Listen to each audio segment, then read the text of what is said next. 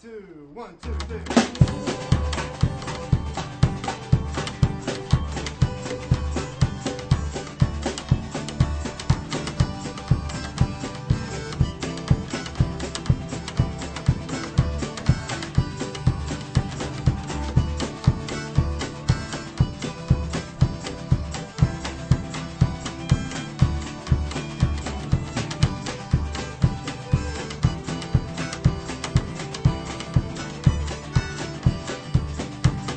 Hello and welcome to Ithaca DSA Presents.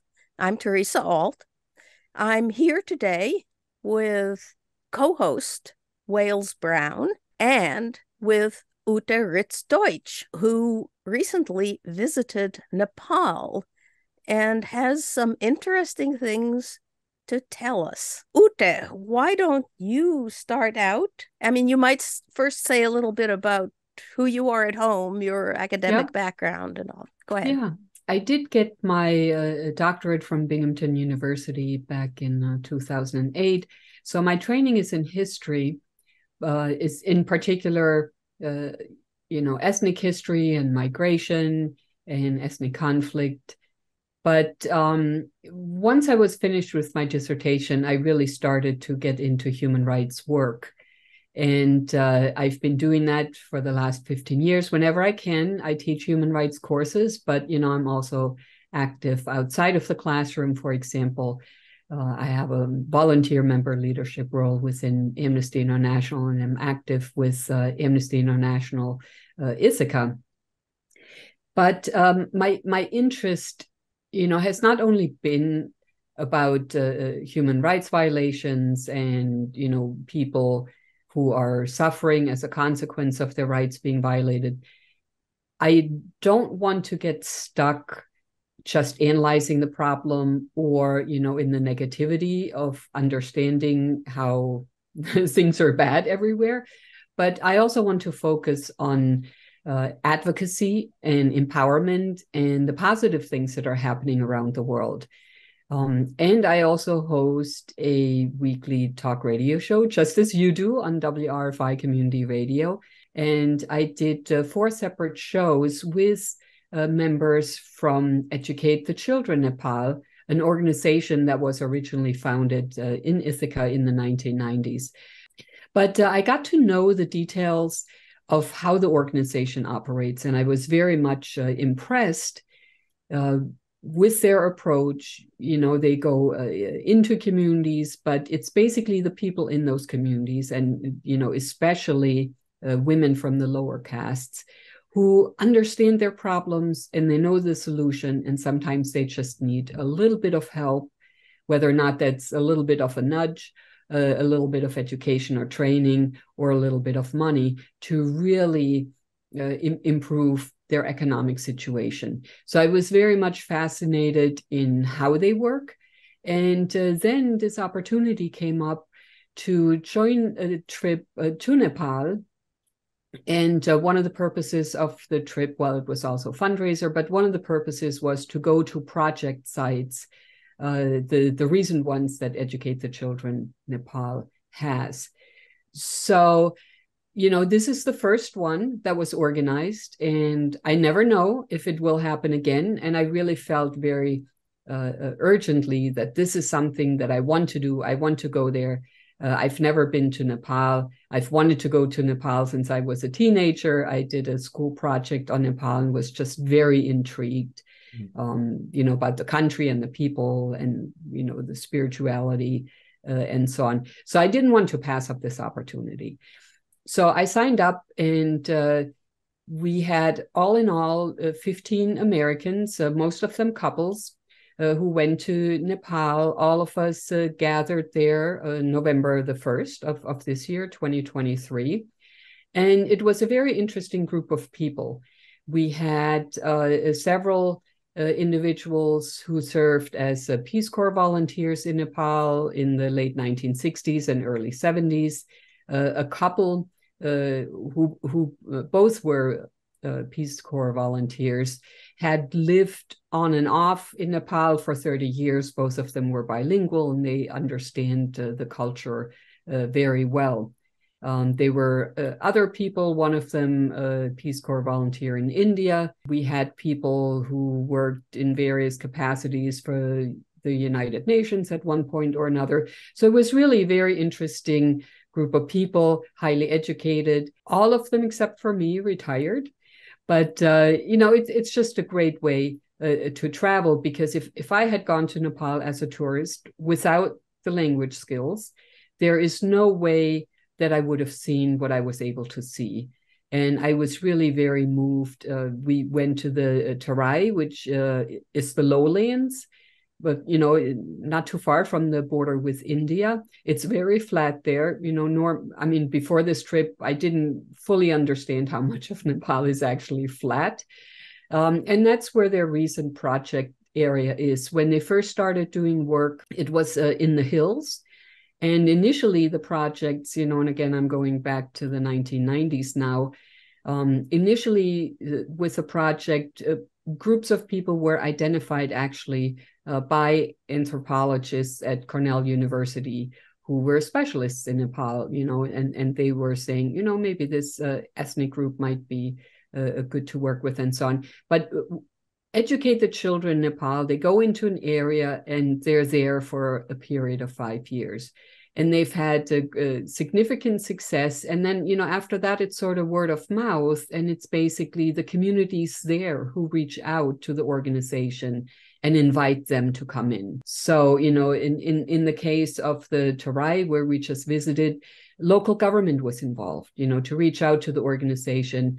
And in that case, local government also identified the women who could benefit the most from participating. And again, the people that the organization tries to help are really lower caste women, the most disenfranchised groups of people in that society. And even though the organization is called Educate the Children Nepal, much of it is really about the empowerment of women. So that was that was really wonderful to see. Yeah, and I'd like to just put in a few words about scene setting. The background looks like a village in Nepal, because that's what it is. Understand that Ute isn't really broadcasting from that village right now. She's at home in Ithaca and has used a picture as background. So that's a farming village in the southern part of Nepal, is that right? Right. It's in the Terai, in the lowlands. So what we did is we visited several communities that are all part of the project site where Educate the Children Nepal is currently operating. So in the morning, we had the great opportunity to be invited to one of the women's groups who was having their monthly meeting. In that area, if I understood correctly, there are over 60 women's groups. And in general, we're looking at between 20 and 25 women that are in each group. So staff from ETC is not able to attend every monthly meeting, but they might come, every 2 or 3 months. So the fact that they allowed us, to participate was just really, really precious. Now, the particular photo that you referred to was not where that particular meeting was, but after that meeting, we visited different sites and talked to smaller groups of people. But I found especially that first meeting where we witnessed the monthly meeting of the women's group in Rishikul just very profoundly moving. So, here we have women who are lower caste women. So in that municipality, approximately 13% of the population is in Dalit households, so these are lower caste women. We no longer use the word untouchables, but, they are among the lowest of the lowest caste. But the women, all of them wore beautiful saris. I mean, they really dressed up beautifully, in their finest clothes for us. They were sitting in a circle. So as these women's groups form, each woman will commit herself to stay, in the group for that 5-year period, to participate in monthly meetings for that 5-year period, and then every month to contribute the equivalent to $1 into the common fund. So as we were there was the treasurer. She had her logbook, and she was keeping track of every single person who was, handing in their monthly payment. And people are also signing, when they make the payments and, when they borrow money. So what was really so impressive, this particular group had only been in existence for 18 months, so just coming out of COVID. ETC, I think, also does some matching after 12 months. So these women were so proud that in that year and a half, they had saved the equivalent of $700 or $750. Now, that's in a country where many people make less than $1,000 a year. So the fact that these women, the poorest of the poor, were able to save that amount of money was really remarkable. Basically, the way that works is, again, money is carefully accounted for. A decision is made collectively in terms of who may borrow money. So the women make a proposal. For example, I would like to buy a piglet, or I would like to buy a baby goat, or I would like to start a business, which, that could be a store, which, store may not be a store in the sense of an American store. It will be, let's say, the bottom room of the building where they're living, and it will be, convenience store type products. It might be snack foods, drinks, but it might also be basic, health products, toilet paper. Well, no, they don't use toilet paper as much as we do, but toothbrushes, things like that. Or it might be a business where a woman goes into cooking, So again, this might be just the room in the front of her house at the ground floor, and she will buy just basic supplies so she can cook and have the ingredients, and then she will provide lunch every day for people in the community who buy it from her. So these are the types of business ideas. For some other people, it might be leasing land so they can expand the food that they grow. And once they grow more than they need, they can sell it at market. So in general, those were the types of enterprises that we saw. I'd like to jump in and get a little more background. Yeah. Namely, what is the religion in this community, at any rate, and explain if it's different from the rest of Nepal, and what is the language? Nepal is a relatively small country. It's only a little bit larger than New York State, but it has quite a range in terms of elevation. So the Terai where we were, is only, I think, 260 I forget feet or meters, but in any case, above sea level, right? So I think it sits a little bit lower even than Ithaca. But then, of course, you also have Mount Everest. So if you were to flatten it all out, the territory would be much larger than the size of New York State. But we have tremendous ethnic diversity. We have over 135 ethnic groups. Also meaning over 100 or, around 130 some languages. And the majority of language spoken is Nepali, which, not quite half of the population speaks Nepali. And many people speak languages that are part of Sino-Tibetan. So, of course, Nepal is sort of wedged in between China to the north and India to the south. The other interesting thing is we have over 140 different caste groups, and that is really a tremendously wide range. But in terms of religion, it all depends on where you go to for your sources.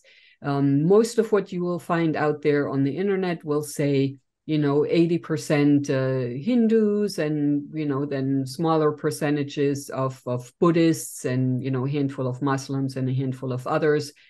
But the people that I spoke to there were basically telling me it's about 60-40, meaning 60% Hindu and 40% Buddhist. My sense was, but we didn't really see any shrines in those villages, but my sense was that there are probably Hindus, but then again, there are localized religions as well. So we didn't see any expression of religiosity in those particular villages that we were.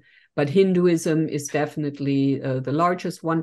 But it's also Hinduism and Buddhism are not as clearly separated as we may think of in the West, as distinct religions. There's a lot of blending. There's a lot of jointly celebrating of each other's, festivals and things like that. So, people tend to merge the two.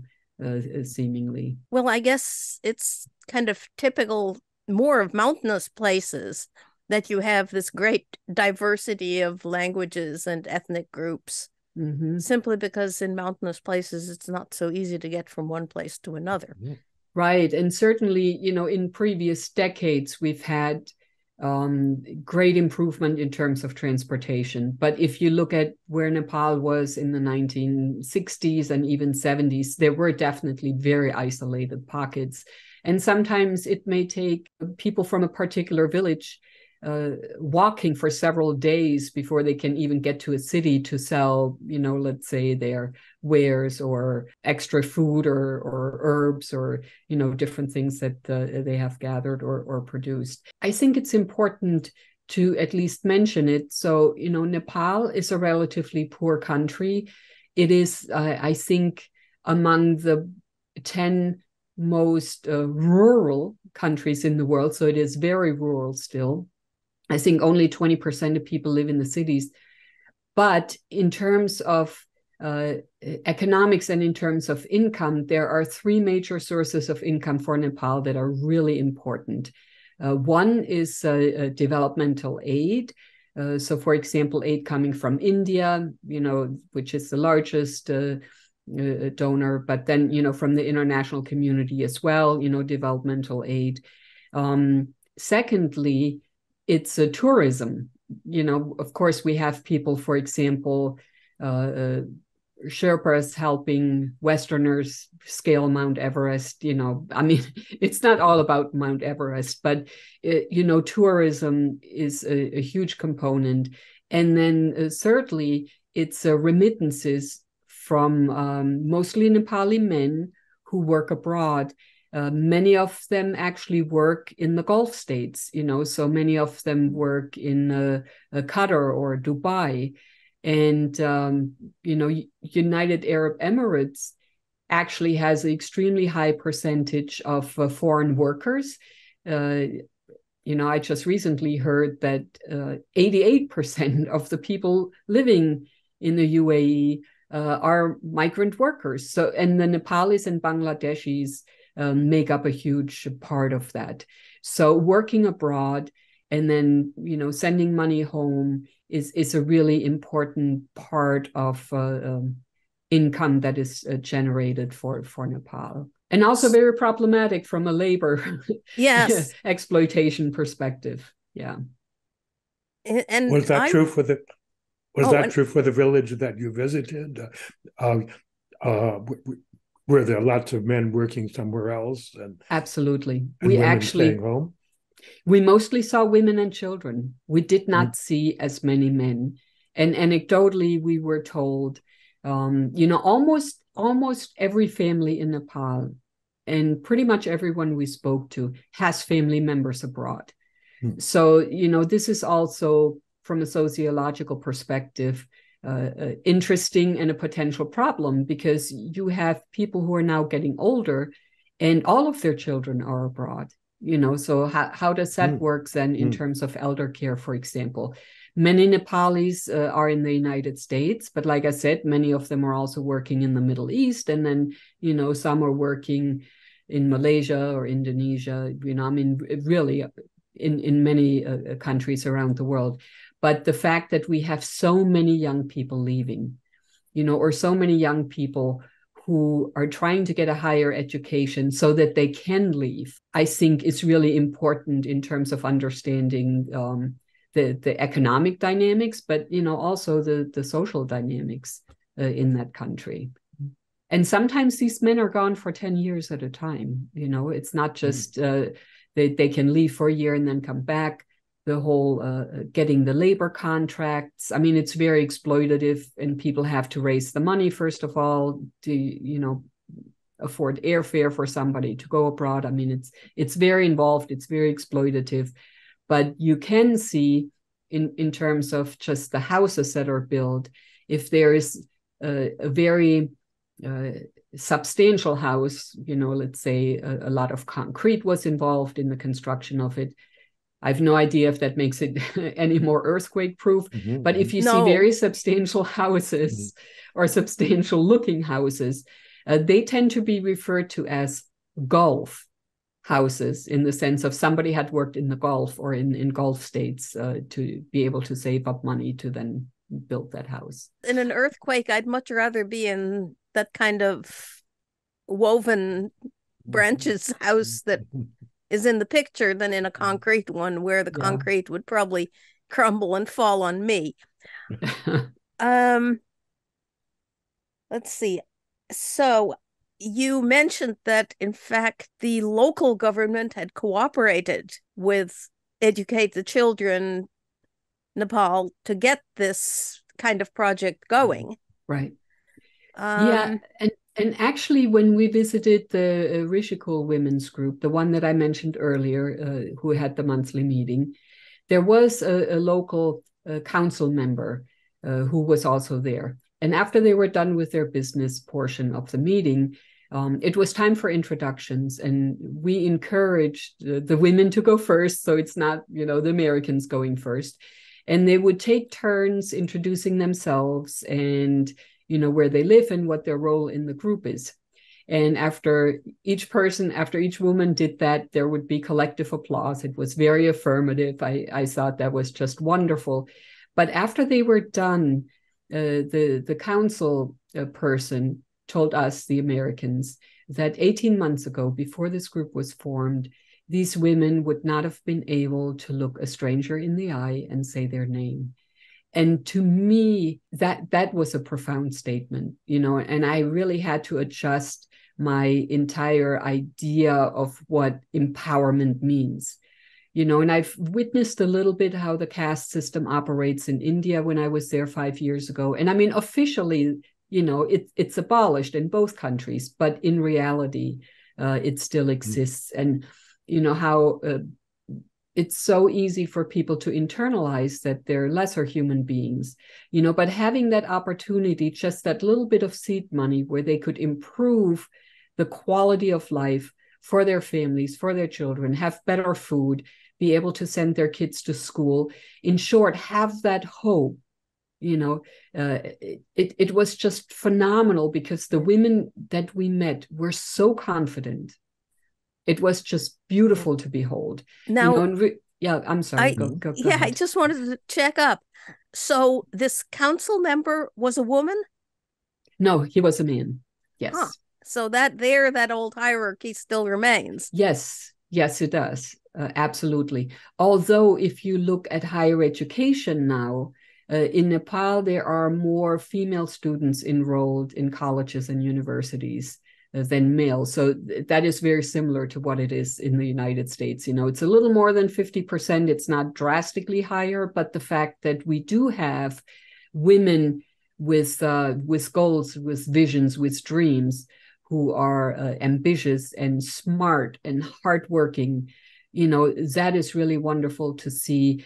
And, I don't know how much time we have, but the educational part of this was really phenomenal as well. The support of schools, the support of students, and that really makes a big difference in terms of dropout rate, for example, and whether or not these kids in Nepal stay in the schools, or if they drop out to, help their parents with work, for example. you have, by implication, I think, answered a couple of my other questions, because I had wondered whether husbands would be upset by this empowerment of women, but it sounds like they're absent.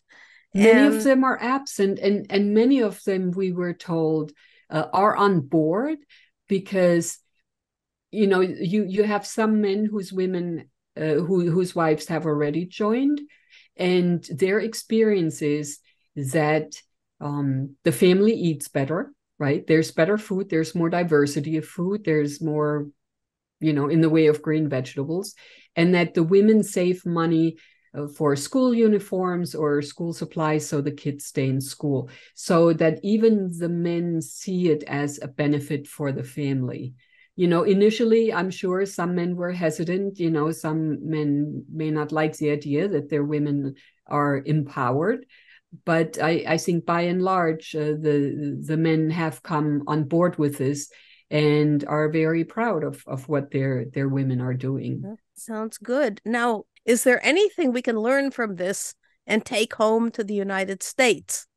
Absolutely. First of all, it does not take all that much money. It really is minimal, especially in a developing country. It is minimal, the support that the financial support that they need. The other thing is this needs to be grassroots. You know, you need to allow the people in those communities to make decisions about what they can do best, what they want to do, because there has to be community buy-in. And it's because of community support that Educate the Children is as successful as it is. Well, I think my question actually was a little different. Not should we learn what we could learn about working with in Nepal, developing, but whether we could bring any of the things they do here and use them here. Now, obviously, everything costs a lot more here.